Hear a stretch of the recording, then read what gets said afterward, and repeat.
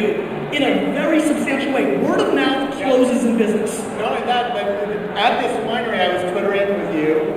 Other people started joining in and go, oh, I love that winery, because they had heard about Chenery and gotten introduced to that winery, and they've been doing some really innovative stuff. So anyway, so that passed your credibility and all the network's credibility to this guy. And I started going, I'm going to do whatever this guy tells me to do, because he knows his stuff. He hustled his ass off. By the way, one thing I liked about Gary, you hustle.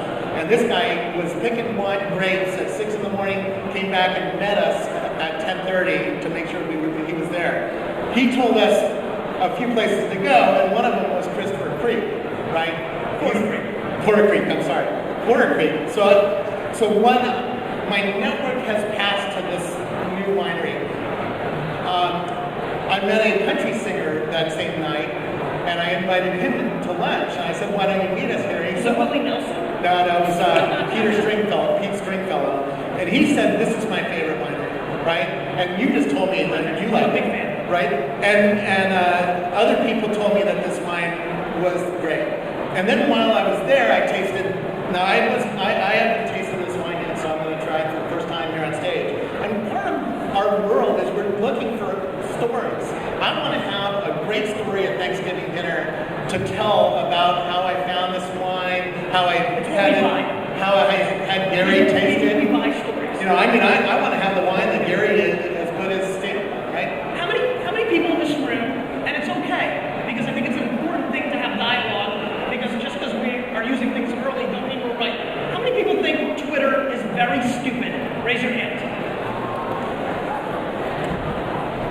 Put down numbers. So here's what I think is really important. Because we're talking about business. That's the context of what we're here for. Anything that gets 160 million users overnight, whether you think it's stupid or not, is something you need to pay attention to in your business.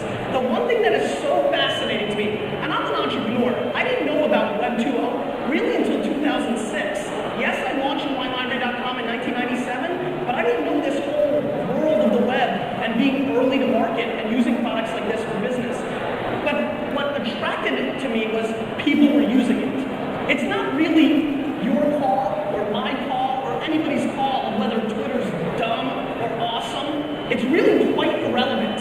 If there are eyeballs and ears in a platform, you should care. My new book, the opening statements are statements about why people thought the radio was idiotic and had no chance of being a consumer brand.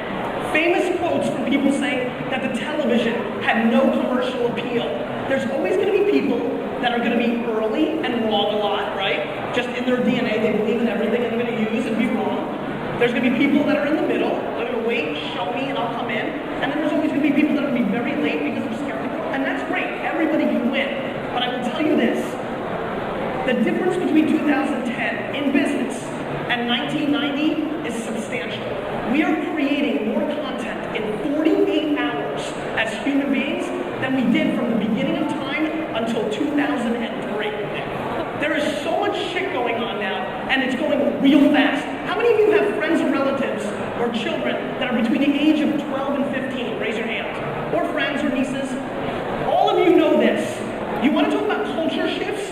All of you know that teenager sent 3,500 texts last month and made 3 fucking phone calls. We don't even use phones to make calls anymore. And my son doesn't use email.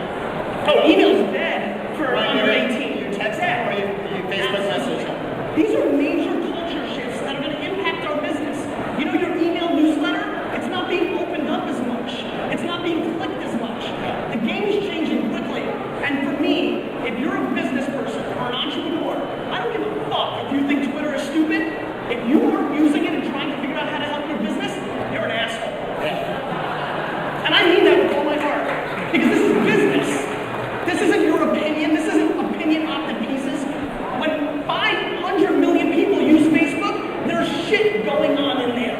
Yeah. And you need to figure out how to use it. The CIO of Starbucks is on Twitter. You give me his Twitter address. Do you want to call him a name or stupid?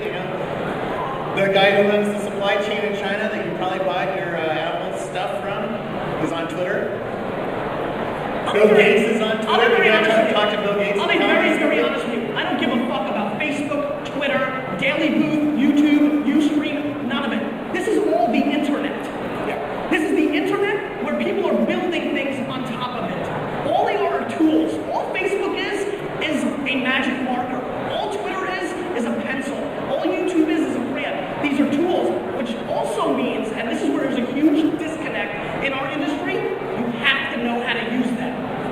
Billy Joel plays the piano better than I do. I have the ability to learn it.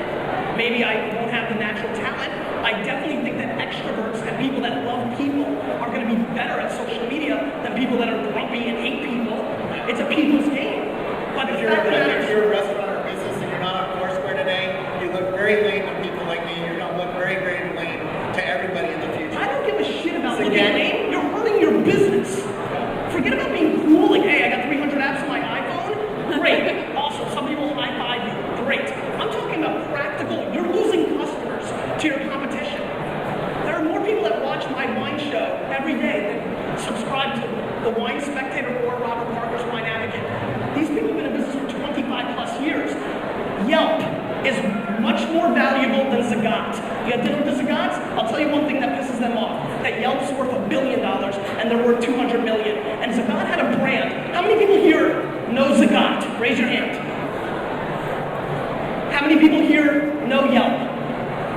Good amount. But if you notice, not as many. What's fascinating to me is you can have enormous brand equity, but your relevance is dwindling away very quickly. And if you're not playing where the people are, you're going to lose. And it's really as simple as that. It really is. If you're here, you're about business. And to close your door, and wait a minute, I'm going to stand up because now I'm getting pumped. Here's the one, especially to this crowd. This is the one that I will not accept. This one really gets me in my heart.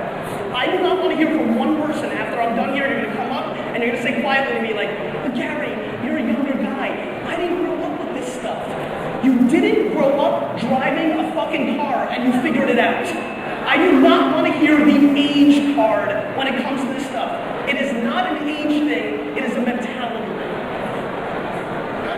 Zagat, Nina told me she had to invest in mobile. Today, most of the dollars that come into Zagat are coming from her iPhone app. You talk to Sephora.com, the lady who runs Sephora.com, 80% of the people who come into her store and use a mobile phone are using an iPhone. Apps matter. Getting your business